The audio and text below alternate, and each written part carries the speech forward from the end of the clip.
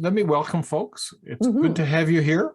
My name is Stephen Fetter, and I manage the United Learning Program, as you know, for General Counsel. And here we are in the third of our series, and it is great to welcome you back and to be able to connect this way. So I know somebody needs to leave right away, and Cheri wanted to start our program this evening with a video from Mike Layton. So rather than do our opening prayer and the territorial acknowledgement and all of that stuff, let's acknowledge that we have done that for the last 2 weeks, and we're probably on the same territory as we were then.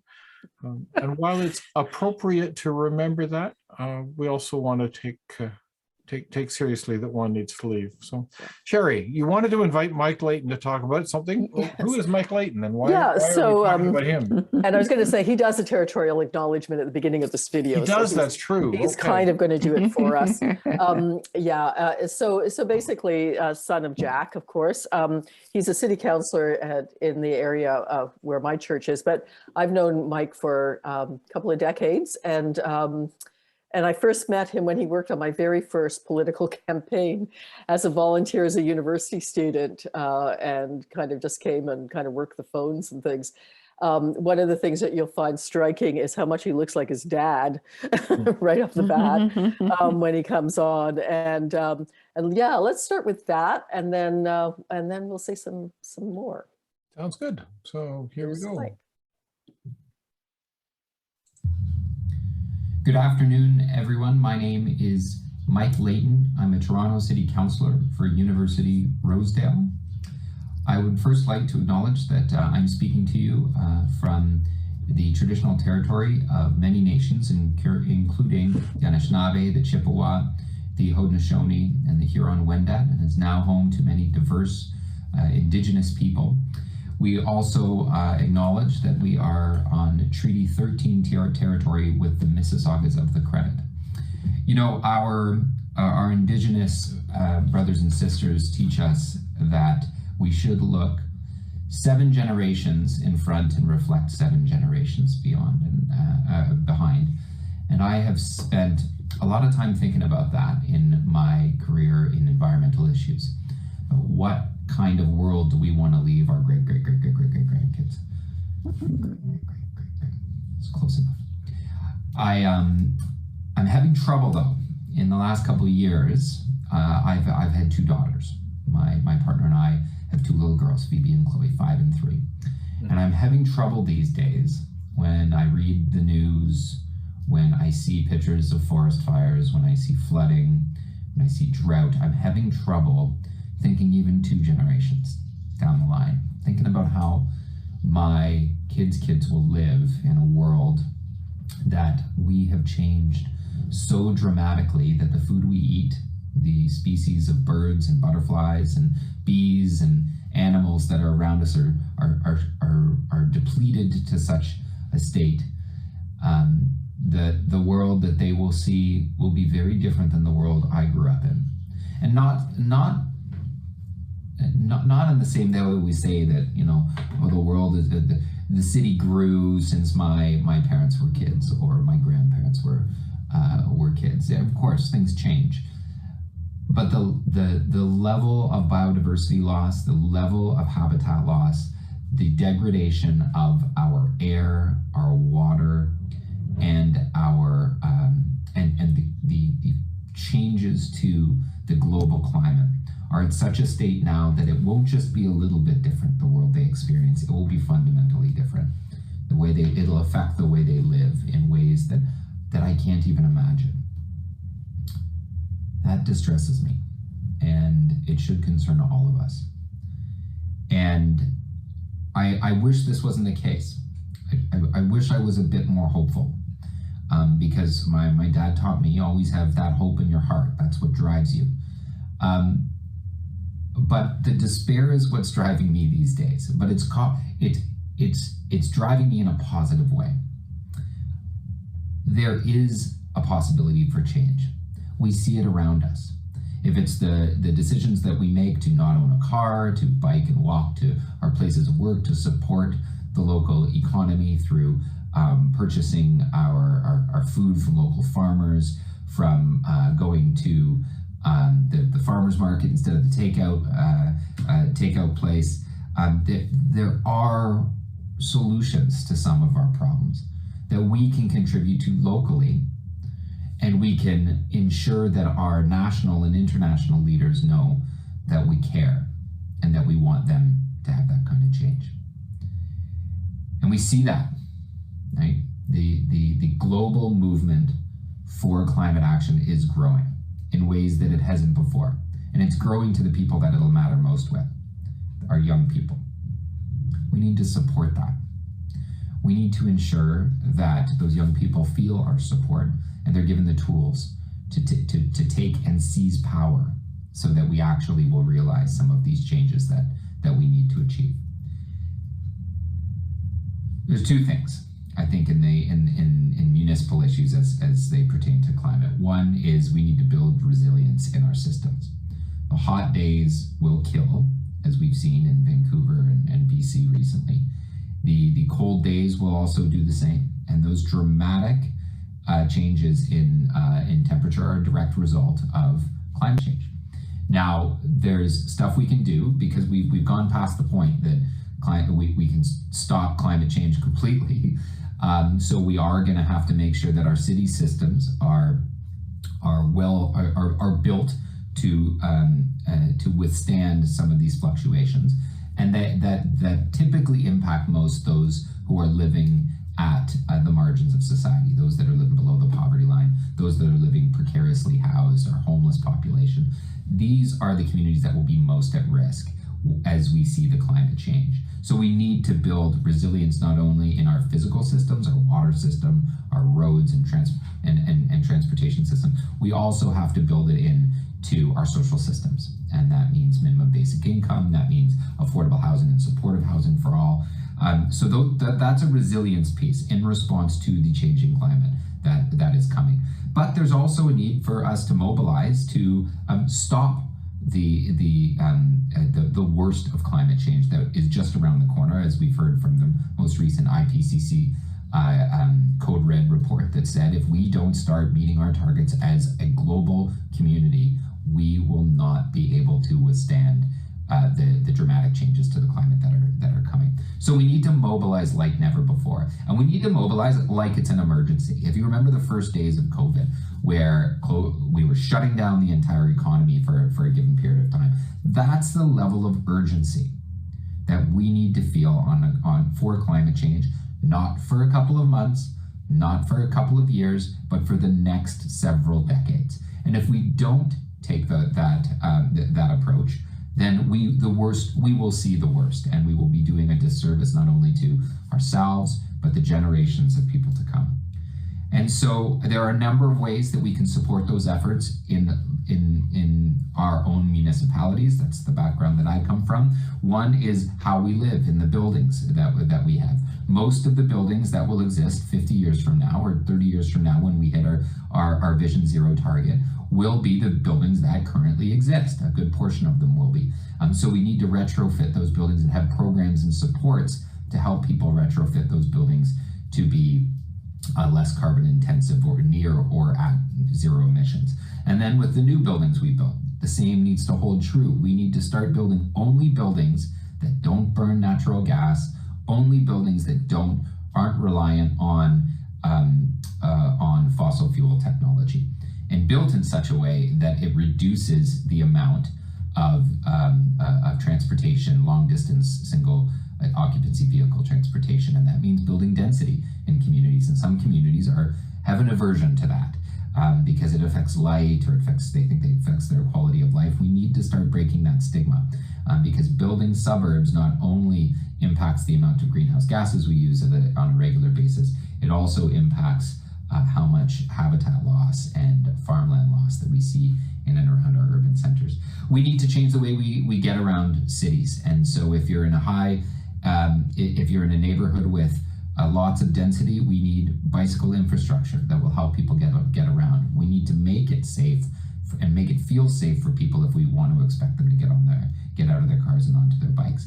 We need to also look at public transportation options between cities so that people are less prone to getting in their car and driving a longer distance. Give them another option and fight for that, and fight for the resources to go to that. Finally, we need to change our shopping habits and what we eat.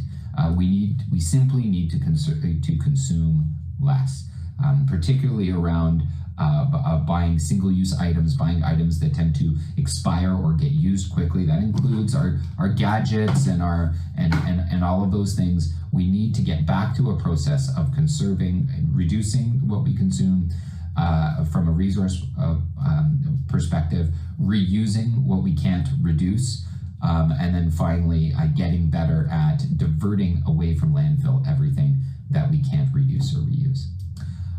I hope that gives you a basis for the conversation that you're going to have and the conversations you will have in your own communities. And I thank you very much for the opportunity to come and just bring a few words to you. Thank you. Have a nice day.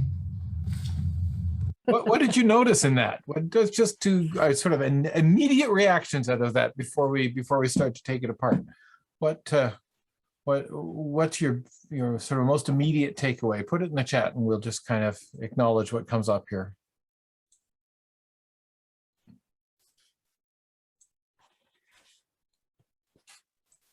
He doesn't talk quite as quickly as you do, Cheri, but he sure has a lot to say. There was a lot packed into 6 minutes. Holy cow. Yeah. The sense of urgency, generations, very focused. Yeah, 2 generations. Almost 14 generations, wasn't it? 7 before and 7 after? Yeah. Yeah, the IPCC code red, the sense of urgency. Thanks, Donna. Yeah. Expect to see more of this young man? Probably, yes. He's not going anywhere, is he? He's pretty involved. My first response was old and new, reduce, reuse, recycle, and I'm a senior. No way am I getting on a bike. Well, never say never. You know, they've got those big tricycles for seniors. I've seen a few on them. But yeah, I hear you too. Those are good immediate responses. I wanted just to add a bit of good news to the, I said this in my sermon on Sunday, but on Thanksgiving, because I was trying to think of, good news, that people that hear bad news first and then good news second are much more hopeful and creative people than the ones that like to hear the good news first and the bad news second. So just a few things, because the next, international meeting after Paris is next month, November, in Scotland, and that's where countries are getting together, and there's a few pieces of good news going into that. So because it's really, I find that it's really, and Mike said it best, like you act out of despair, but sometimes despair can just be depressing. And I know for myself, especially around environmental issues, because it's so bleak, that you need some good news. So I thought, here's a few quick factoids of good news about the environment. First of all, only 100 companies are responsible for over 70% of greenhouse gas emissions. Wow. 100 companies in the world. So just think, if we just regulated those companies, if we just stopped them from doing that, that's a big chunk. China has announced that they will be net zero by 2060. Now that sounds like a long way away and is probably not enough, but think about it. China, just because of their size, is responsible for over 24% of greenhouse gas emissions in the world. So what they do counts, and so this is good news. The other piece of good news is 110 countries, most of the developed countries that produce most of the problem, have at least set as their targets mid-century to be net zero. Now, of course, we know targets are one thing and doing it is something completely different. And we're still subsidizing fossil fuels billions a year. So, but I just wanted to throw those in, and also that locally, Steve and I were talking about this before we got together tonight, and locally there's so many opportunities to be activists and to really have an impact because it's a smaller group of people, first of all, a smaller group of politicians that you're dealing with. And getting to them is easier. And just like all politicians, they want to hear from you. Believe it or not, they do. And so there's that. And the cities and towns, even in our rural areas that we live in, have a phenomenal amount to do. You heard Mike talking about zoning issues, for example, to do with the immediate response to climate change and to make, you know, some fairly serious and important steps towards that. David Miller just wrote a book about it, saying that that's where most of the green movement is starting now, in cities around the world. So there's that. And then we thought, and Stephen, you can jump in here, but then we thought that it would be really fun to hear from you maybe about what the issues are in your communities. Like, what is a top of mind environmental issue in your community? Is there something going on? I know for a while in mine, it was, you know, the trains, having them move from diesel to electric, for example. Water. So Margaret's already said water. Yeah, put it in the chat. Yeah, and that's a comment from Jane. People are moving away from cities, which works against density and with no more Greyhound.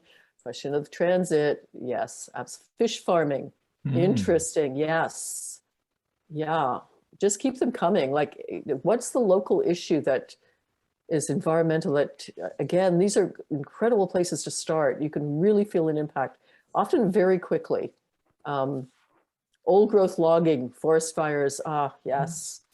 Yes, the West Coast. I mean, it's tragic what's happening there. But again, yeah, that's partly provincial, it's partly local, but it's certainly local. Living near the Nestle plant, I hear you. Like Nestle is like sort of like the corporate version of Satan, isn't it? I hate to say it, but I mean, really look at, It's true. I remember from the formula, in fact, for those, you know, people who probably were like me, had their children are grown up now, but I remember, you know, them kind of dumping poor formula on developing nations who are used to breastfeeding. I mean, on every issue just about, they have been on the wrong side. And now, of course, bottling water. 1492 Lambeck Lane, direct action, and they won, Keelan. I was just talking to them today because I'm going to have Skylar back on the radio show or someone from there. They won with direct action. Just shows you how much power they can have. They won against the provincial police. They won against the province. They won against the developer. They won. Saskatchewan, effective October 1st, the government implemented a new tax on electric vehicles. Wow. Yep. I'm not going to encourage people to use them. Yeah, I mean, I again, you know, if you have to drive, because some people do, I mean, it's the reality of our country, right? I mean, the more we can move to electric, the better, obviously, even though, again, there's some issues there. So these are all great. So Stephen, why don't you take the next little piece of it? I'm wondering, actually, before we jump into small groups, if we could talk just a little bit. I mean, what I thought was really interesting about tonight's program was that we wanted to focus on municipal government, which is why you got a city councillor as your guest to talk to us, Cheri. And I think those of us who don't live and breathe politics all the time often get confused about what different kinds of governments do. But I mean, and a lot of the national press that we read reports on the national governments or the provincial governments. What lies within the purview of the municipalities when we're thinking about our mayors and our city councillors or our town reeves or whoever is doing that kind of local stuff? What kinds of climate projects are we thinking about when we're talking about this level of government? Certainly. I mean, first of all, there's great overlap. So that has to be said, of course. And city governments are sort of, you know, the problem that most city governments and town governments have is money. And the common thought is, I mean, you've got the federal government has most of the money. Province has next to them most of the money. And then city council's always kind of going on their knees to one of those two bodies to get their funding. In Toronto, for example, our city council has to balance the budget. Well, province doesn't have to do that. Federal doesn't have to do that. Our city has to do that. So it puts real constraints, financial constraints. But in other ways, I mean, this is where people live. And this is, a lot of these issues are, as you pointed out in the chat, next door to us or in our communities. And that's where the direct action can happen. And that's also where our local politicians can have a huge impact by, and make names for themselves. Again, we want to help them with that.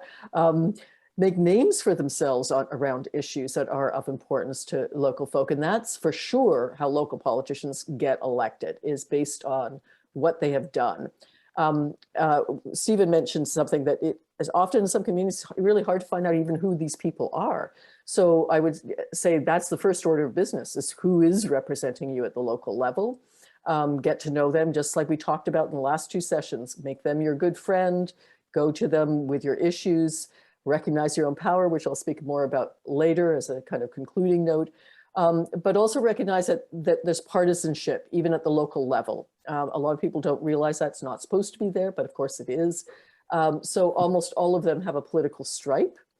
But I mean, the good thing about local politicians is that they're not as beholden to that as others are. And that often they need to cut across partisan boundaries to be elected, because it's their face that you're voting for, not the party. So there's a little bit more freedom of action in some ways there. And again, there's fewer of them. So there's less partisan fighting and more negotiation possible.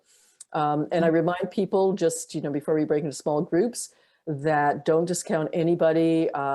David Crombie in Toronto, a conservative mayor, was responsible for the best housing development that's ever happened in the city. It hasn't happened, it was back in the 70s, but around St. Lawrence Market, for anybody who knows Toronto. It was mixed use housing, co-ops, government housing, affordable housing, and market-driven housing, all great places to live. And there it sits, and we haven't matched it since. And he came to talk to my riding about housing. Don't discount anybody based on what you think their politics are. Find a champion, wherever you can. So, Stephen, do you want to jump in about small group chat? So I've put some discussion questions in the chat. We're going to do the same thing we did last week. We're going to take 15 minutes. And this time, we want you to think very locally, your municipal government, where you live, and some of these local climate issues that you've named in the chat. So what's going on in your municipality? I live in the town of Aurora. What do they care about? How do you build support for a climate issue that you're caring about in your community? How are you finding people to partner with if you're already doing that? And how are you connecting with your municipal politicians? What strategies are you choosing? So we're thinking strategically. We're trying to figure out what they can do, what our partnerships are, and who we need to talk to. We'll give you 15 minutes. Once again, the breakout rooms, there'll be a countdown clock in the top right corner so that you can see how much time you have left. And try as much as you can to stay focused on municipal politics and climate change. And we'll see what is already happening among us, and bring you back in 15 minutes. So Juan is gone. I'm just going to put a couple of people into different groups so that we... Okay, so some of these groups have 3, some of them have 4. Let's see what you come up with. Yeah, and challenges too. Don't forget those. Absolutely. Challenges are just as important. Thank you. Okay, welcome back, folks. So what emerged out of your small groups? What local issues are you wrestling with, and who are the partners that you're exploring working with? Let's just kind of debrief what happened in your small group for a bit. Does anybody speak up or what? Inviting people to write into the chat. Oh, okay. We're a small enough group that we probably could open our mics, but if we write in the chat, then more than one person can talk at the same time. So sorry, I wasn't clear about that earlier. The only disadvantage of the chat is that we have to wait until you push enter before we see anything. So you get this weird little bit of dead air. Wellington Water Watchers, that sounds fascinating. So I take it, Margaret, I mean, you were the one who was talking about the Nestle's water Nestle's plant. Yeah. So you're looking Yeah. at the level of water in the aquifers and the groundwater and how much water is being pumped out by a water bottling company. Yes, that's part of it. They're also actively engaged in resisting quarry development. Okay. The Guelph area is, I was saying, is primarily resourced by spring waters. Like it's natural fed spring water, like they don't ship their water in from somewhere. So the lands around Guelph that they're trying to keep as a green belt and not put too much development on are the lands where the water's all cleaned naturally. And so there seems to be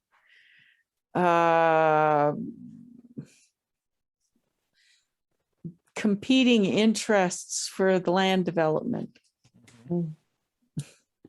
Elena said, what will replace tax revenues and jobs when small communities lose resource-based industries?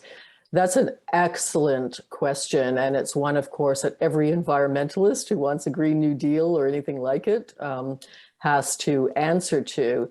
The simple answer to it is that there's way more green jobs than there are fossil fuel jobs and resource-based jobs. It does. Complication is it requires retraining for folk. Lots more jobs, but if you've been working, in the fossil fuel industry for most of your life, it's a hard sell, right? But it's one that we're going to have. It's absolutely one we're going to have because there are, and this has been proven in countries that are making this move, far more green jobs than there are fossil fuel jobs. But it takes a transition, right? And that takes talking to people that you would hope would be on your side, like unions sometimes, right?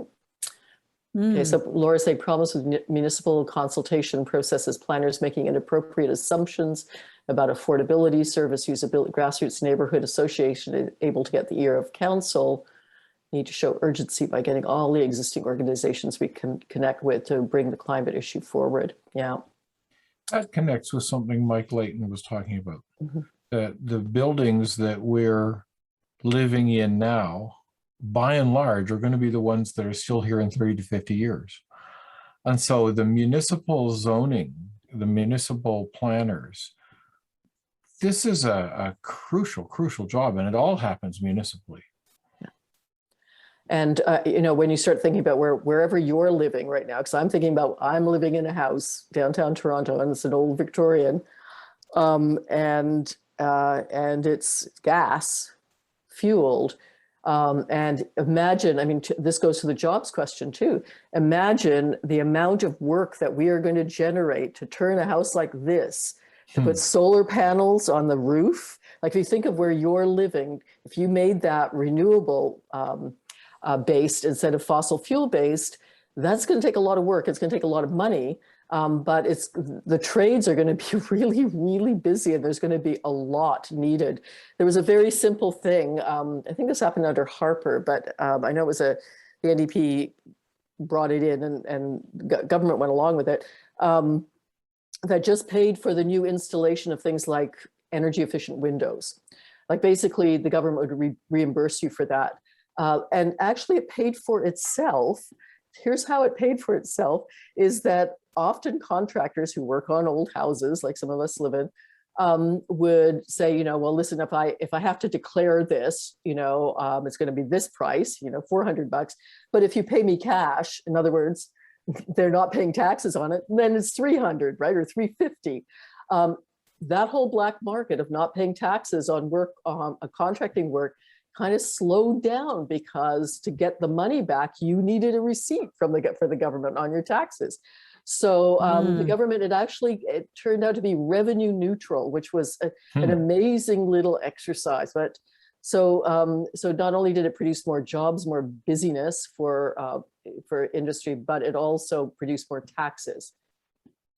Jane is saying, Julian, but the green jobs aren't always where the communities are. True, high-speed internet is a big issue of getting high-tech or remote work into remote communities. Absolutely, you're so right. I saw a figure that only about 47% of the world has a computer. Think about it, or has access to it. I was demo-evicted from an apartment building in Victoria, says Jane, which was built in 1965, but declared to be not worth renovating because it was deemed by the developers at the end of its natural lifespan. Well, be that as it may, you should have been, if we had decent tenant laws, you should have been given a new apartment in an apartment building that would be built that was deemed and end of the lifespan is weird, eh? I mean, I'm living in a Victorian that was built in 1890. This house isn't going anywhere. Has been renovated badly and often by many successive people who've lived here. But I mean, yeah, I But mean, that's not an uncommon thing for high rises, Cheri. I mean, yeah. I think my understanding is that a lot of high rise buildings are declared to have a natural lifespan of 40 to 60 years. And when you think about the cost of building and demolition, to think that it would only be up for 40 years is pretty scary to me. Yeah. And clearly not a selling point for condo developers either. Think about that.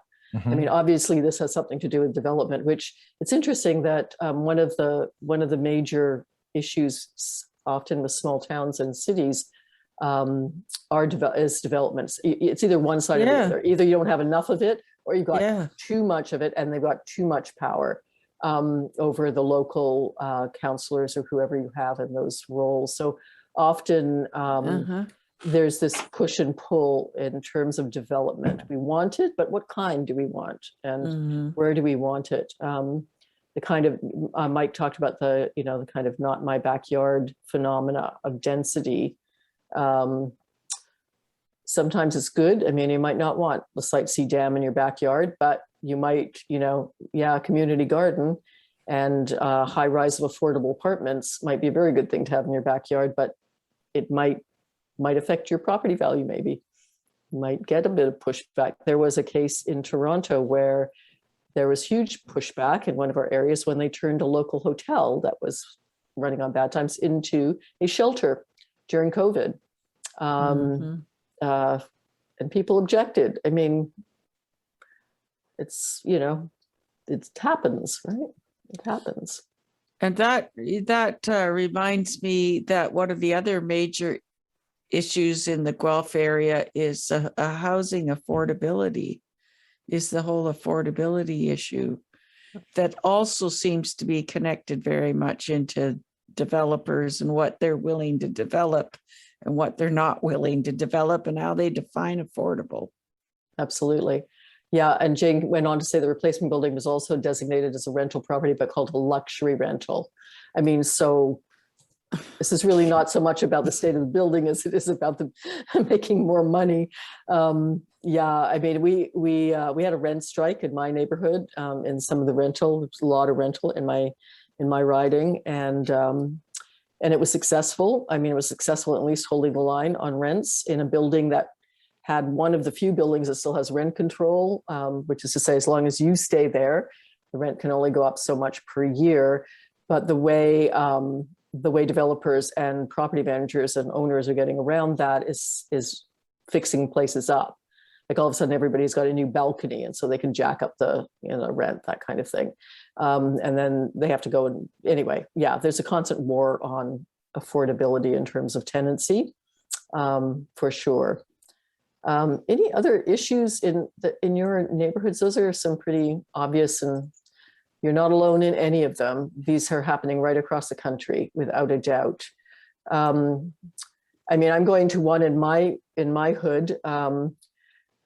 Just in about a week's time, they're having a community meeting. This is sent out by the city because our community garden, which is about a block away, wants to put in a container garden, and it's on the back of a laneway.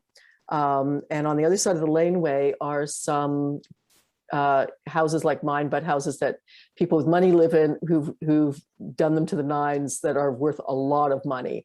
And these were neighbors I thought I knew, but some of them apparently have objected to a container garden in a community garden backing on their back laneway, which is just, anyway, I'm going to the meeting, but you can see where that's going to happen. Like, there's going to be this push-pull at this meeting, and we're going to, like, I'll be there as an activist. I'm trying to do my bit to keep the container garden going.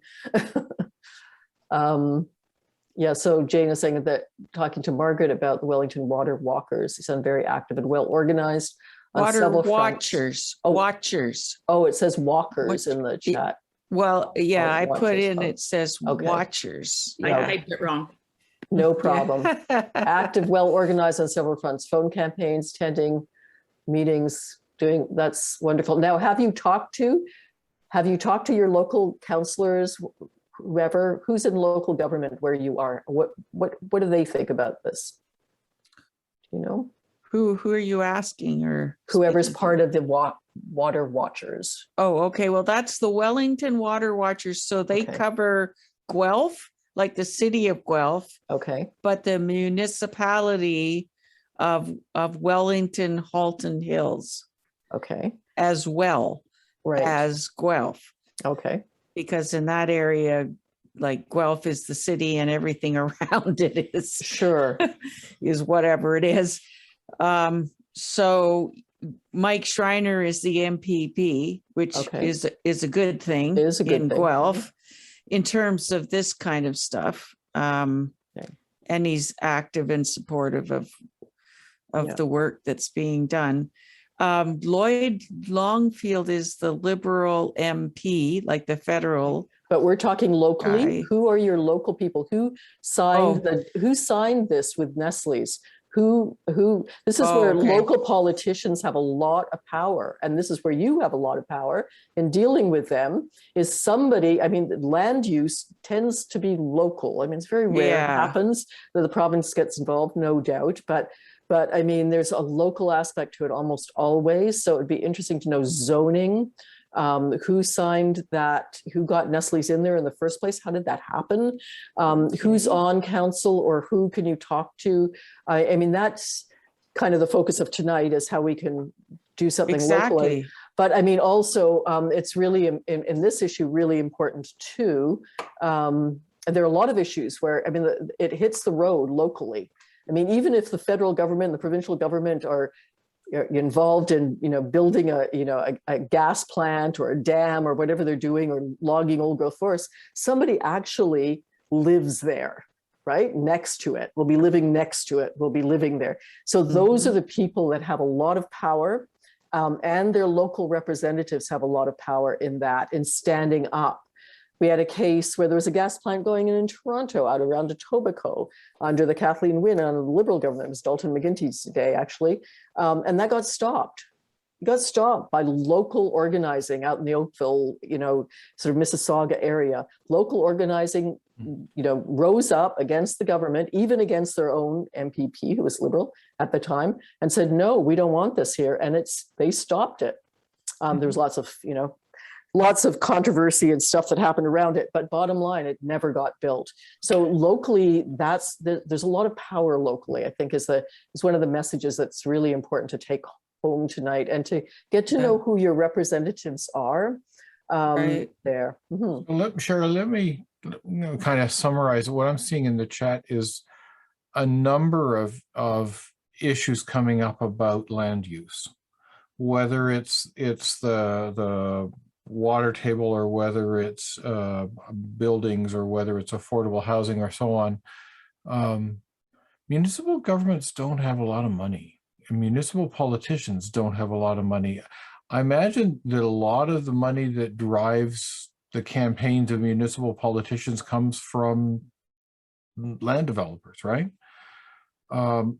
So the person who pays the piper calls the tune.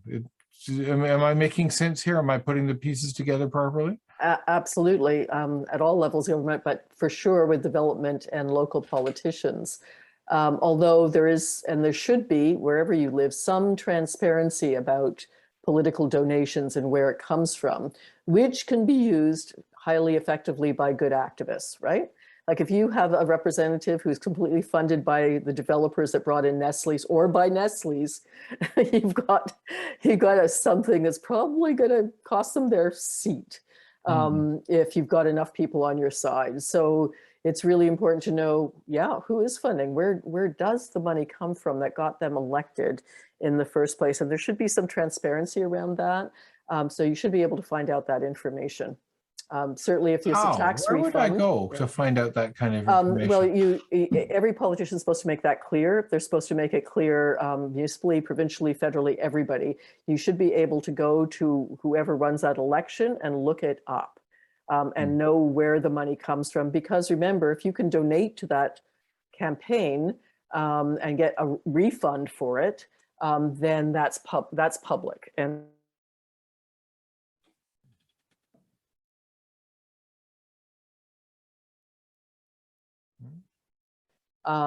it's different to find it, but you should be able to find it. Just a little note saying my internet connection is unstable, so hopefully that Oh, I passes. was afraid it was mine. So Yeah, so I've heard that regional waste management consortiums are collapsing in Saskatchewan because private waste companies are offering here too. That's happening here too. And also city councillor in Vancouver, who's a United Church minister, Christine Boyle, and there's hope to connect with her, absolutely. But don't stop for any reason. Connect with your local city councillors about issues that are important. Just connect with them, period. Just know who they are. You never know when that relationship will come in handy. And let them know who you are and what issues are important to you. And yes, it's great to be part of a group, and you should be around issues, but don't wait for them. I was saying this somewhere else this week, but we've got over 2,000 United Churches in Canada, and 2 people from each of those churches visited their local representatives about an issue that was important to them, like guaranteed livable income, or like, the way we deal with water in our communities. That will have an enormous impact. And people know this is an activist church. Stephen and I were talking while you were in your small groups and saying, one of the problems is people in progressive churches like the United Church are not the activists. The people who are the activists are on the right wing in the evangelical churches. They're the ones that are lobbying their politicians and that are, look at south of the border, but even here it's true. So be active, be the ones that, talk to your politicians. So Cheri, I think that's easier in some of the really big cities like Vancouver, where Jane is, or Toronto, where you are. I live in a tiny little town, suburb north of Toronto. If I scratch my head, I could probably remember the name of the mayor, but I don't know what he stands for. I don't think I know the names of any of the city councillors. And that's because the press that I listen to covers provincial and federal politics and Toronto politics, but it doesn't cover Aurora politics. So, I think that skews our elections. I have no idea. I get election literature, but I don't know what these people stand for. It's very hard as a sort of interested observer to do all the research that needs to be done to make wise choices, because I'm having trouble even just tracking down that information. Yeah, well, do track it down would be my first bit of advice. Do find out who they are. It's an awfully comfortable gig if you're ruling in privacy and no transparency. Do find out who they are. Do find out what they stand for. And that's just finding out who they are, asking for a meeting on the issue that you're passionate about, and then going and seeing them. find out how it works. When are their committee meetings? What are they discussing at their committee meetings? There's usually a component to that where the public can voice something or other. Do that to, okay, so Stephanie's saying she's got 800 in her town. That would almost be That's- easier, because with 800 people, you've got a chance of actually knowing them and bumping into them in the grocery store. I mean, the town that I live in has 60,000 people. Yeah. But it's not covered by the press. So I don't know what's going on. I have to do an awful lot of legwork to find out. Yeah, well, and the other thing is don't rely on the press to tell you what's going on either. I mean, oh my goodness. I mean, I don't rely on the press to tell me what's going on because basically I don't trust them. So find out what's going on your own. And yeah, so Regina apparently has a journalist that covers City Hall. You can go and watch recordings of the council meetings direct from City Hall. Most places have this, by the way. So you just have to locate it, like do a little bit of digging. I mean, and if you've got a small town like 800, Stephen's right, that's great. Like really get busy, like really get to know people, because the smaller the town, the bigger you are by comparison to the ruling structures, right? So do that too. I mean, you could argue the reverse of that and say, I'm in such a big city and such a big, that I have no voice at all, but that's not my experience. I'm going to tell you a story because if there's anything you come, and thanks for hanging in for all 3 sessions, you're the diehards, way to go. Because I really, if there's one thing you come out of after these 3 nights, it's to own your own power. Like you are incredibly powerful. I mean, we can think of the obvious, the Greta Thunbergs who, high school student who now the world knows, but you have power too. So one of the women that I just want to tell you her story. Her name's Shannon Bertrand, and I just did an interview with her. It's on my last radio show. But I haven't talked to her for years. I first met her because she came to my office. She came to see one of my staff who said, I think you should probably meet with this woman. She had PTSD. She rarely left her house because she was so traumatized.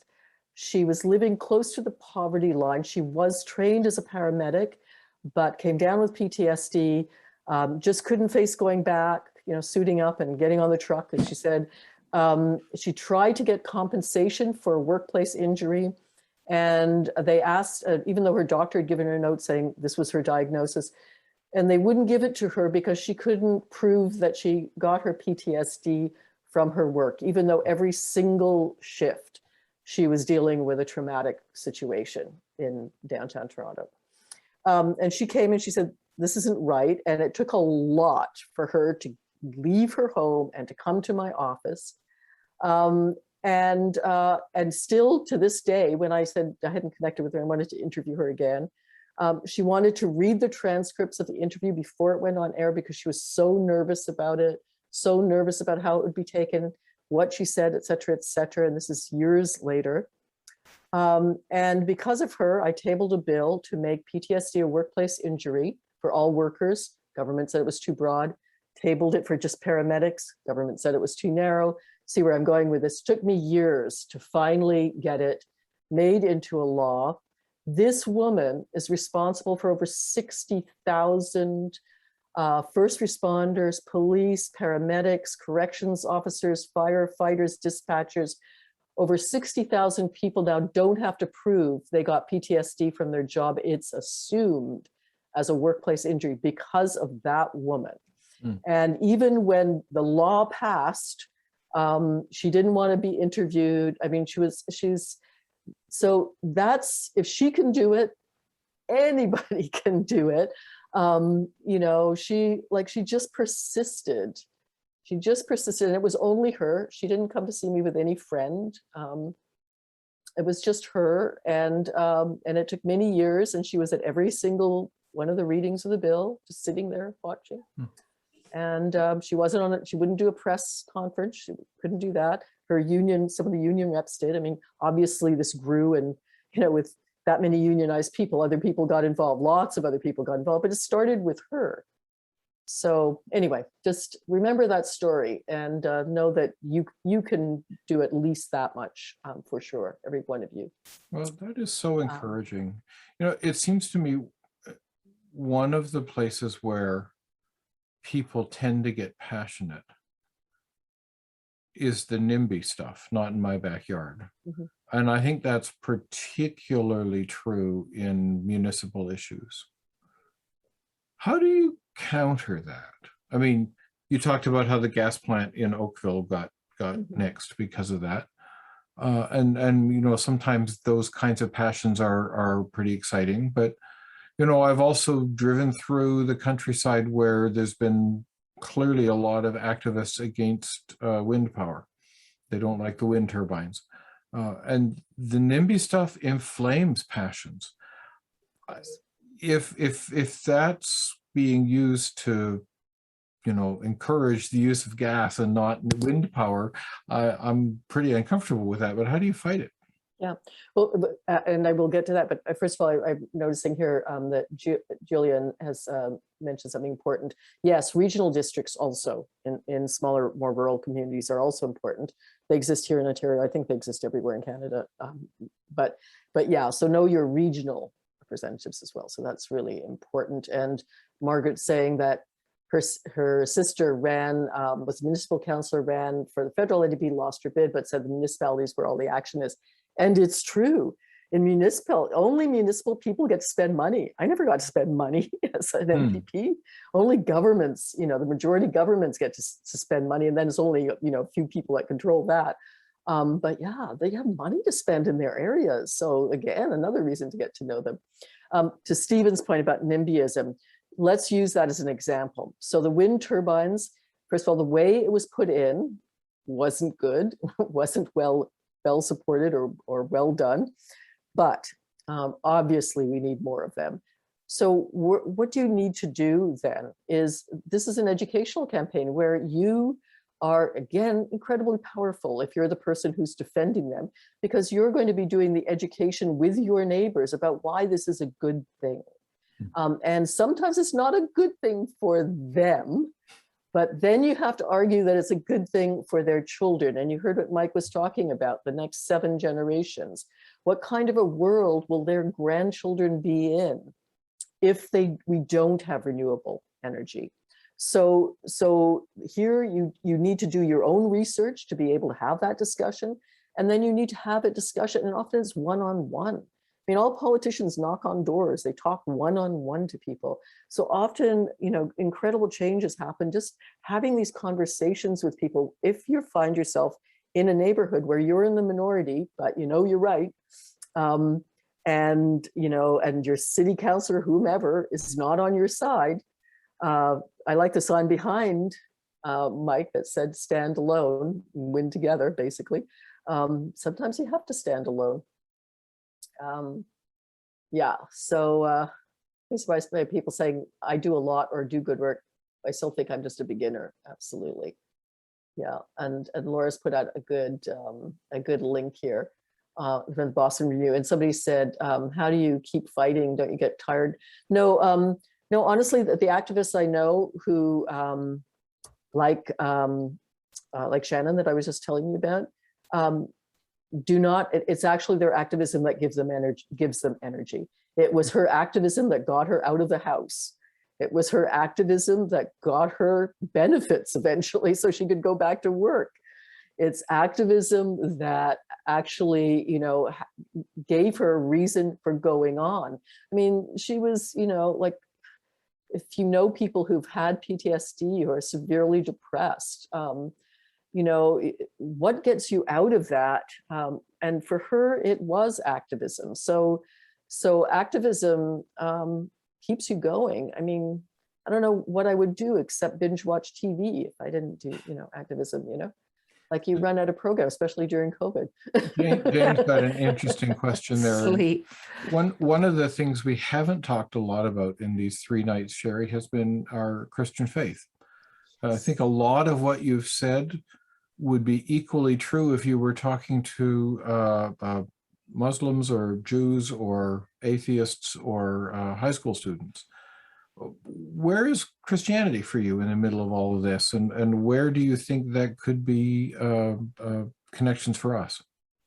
Well, certainly if we use Jesus as a model, this was not a person who sat down in Bethlehem and didn't go anywhere and just learned to be a carpenter, right? This was a person who was on the move almost constantly, as was the great evangelist Paul, moved across incredible tracts of land, considering they were walking most of it. So think about just the movement involved, the speaking to people that was involved, and of course, the cost of being involved. I mean, often suffering leads to action. Again, the story of Shannon or the story of Jesus, suffering, it either leads to despair, somebody's mentioned that word, yes, or it leads to action. It leads to, it leads to love, or it leads to hopelessness. It leads to hope, or it leads to the opposite. So, that kind of movement into the world is so energizing and so important. And a win or two under your belt, nothing like it, to win, like if anybody's at all competitive, but just to know that you've saved lives.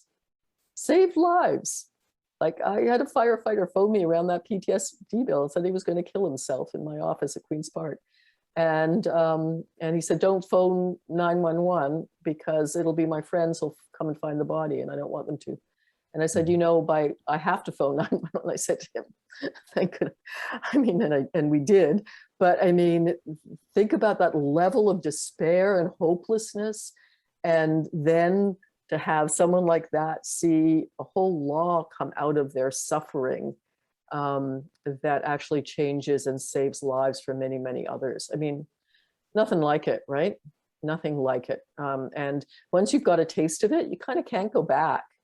And then you kind of see the next issue and the next issue and where can I be effective? And the little wins lead to bigger wins. And most of the successful activists whose names no one knows, and the ones that you do, all will say the same thing. Small things lead to bigger things, lead to bigger things.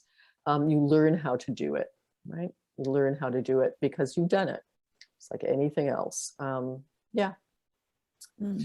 Active hope as a recommendation. One of the things I have found really helpful about what you've shared with us, Cheri, has just been being introduced to a few politicians who are passionate about the same kinds of things that we are.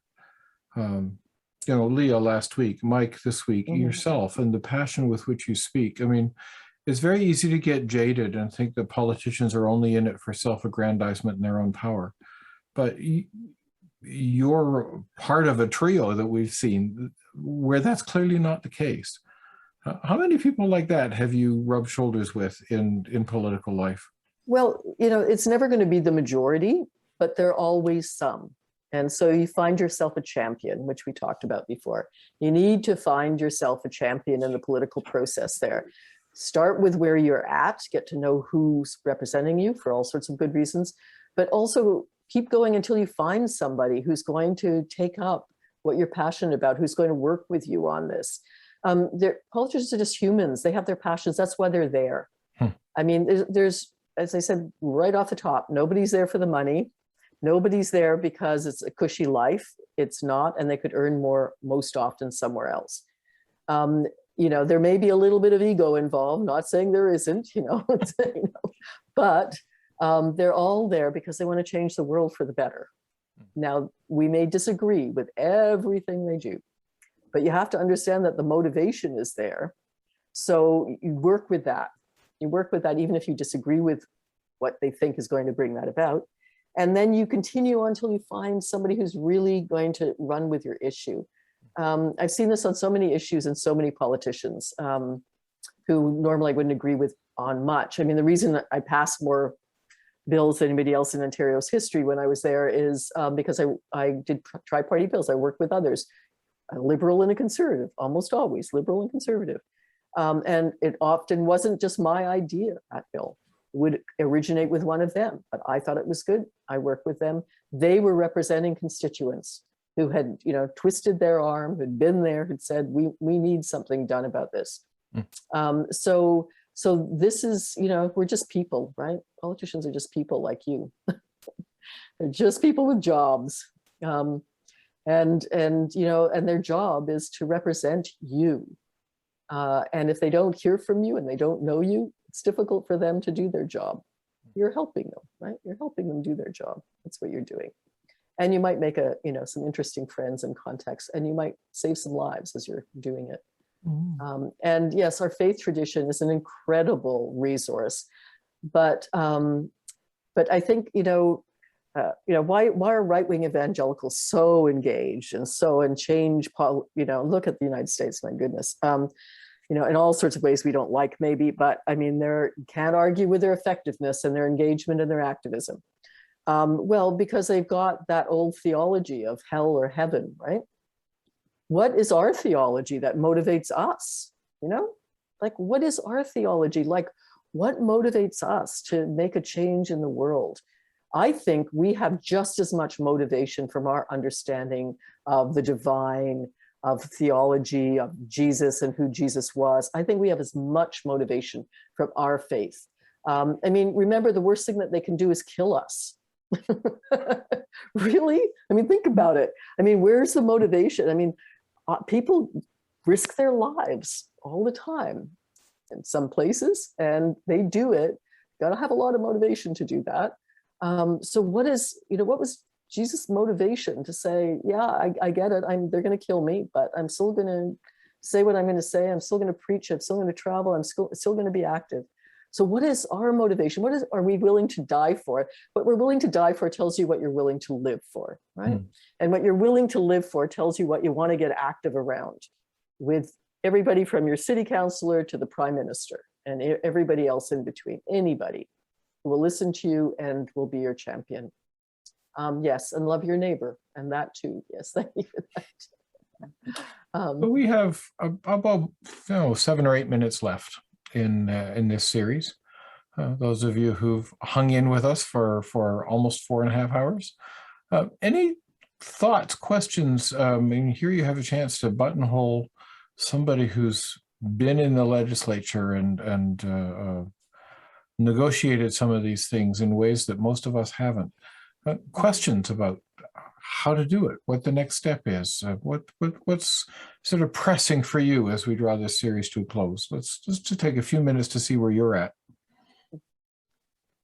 As you're thinking, I just want to highlight, Laura said that she spent last spring sitting in front of the legislature for an hour or two each day with her cardboard sign saying, "Climate crisis response, please help."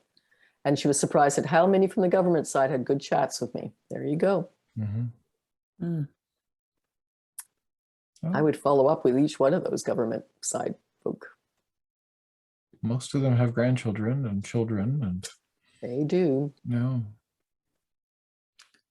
I'd like to say that's probably where I need to start, is to get to know some of the actual people in the area. I really find that a valuable piece of advice, because I tend to follow things from a distance, or well, I guess COVID has helped with that in the last 2 years. But yeah, that's what I'm taking sort of home with me, so to speak, is to get to know the actual local politicians.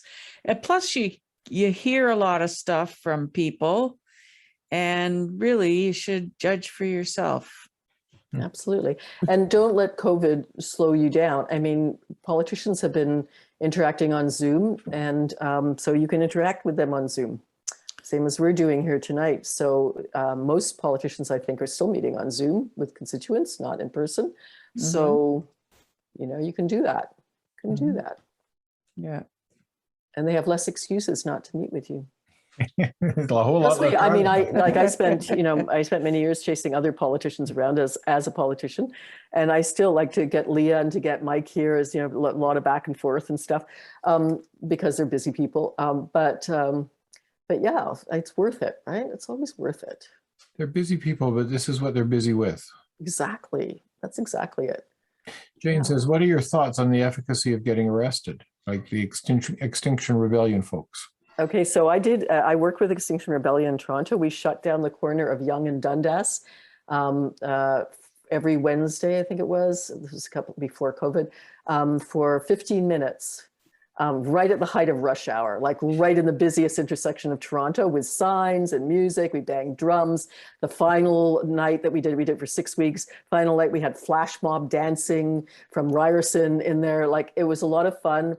We had, I mean, basically I started with me and probably 2 others from the church. And then others came, but I mean, we probably never had more than 8 people that were actually organizing it. And that was still enough to shut down that whole intersection. So people are blaring their horns, you know. The police actually we told the police what we were doing, and we told them it was only gonna be for 15 minutes. So they kind of just backed off for that. So I think those are great. I think they're great. I'm a big fan of Extinction Rebellion, but here's the thing. Then you have to translate that into law change, into action, political action. And so sort of the conversation, reform or revolution. I say both. Reform, got to change the laws. It's great to do that. But continue on. And so working on climate code red, says Laura, collecting sets of 25 signatures take the MPs, expect all here will decline to. But yeah, yeah. And so you're doing that, right? You're doing it, meeting people. A great example of direct action, the best I can think of, is 1492 Lamback Lane in Ontario, where they won, where they occupied a development site of a new suburb. That land was unceded, and so they, you know, a group of First Nations took that on. We as church and a few others like sent them food and stuff, went up there and talked to them. I interviewed them for my show, etc. And eventually, and even though they were arrested, fined, and many of them still have that hanging over their heads, they won. The developer backed off, said this is too much for us, gave people back their deposits, the land is theirs. So direct action can work really well at times, but that is kind of the rarer way of winning.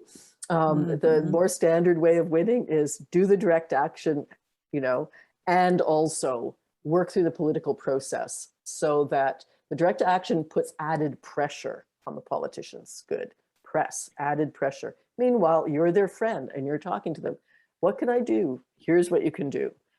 Table this bill, make this bill a law. So you're reminding me how often we end up doing demonstrations that don't have enough focus to change anything. I think about Occupy Wall Street, for example. yeah, Where, you know, wonderful ideology,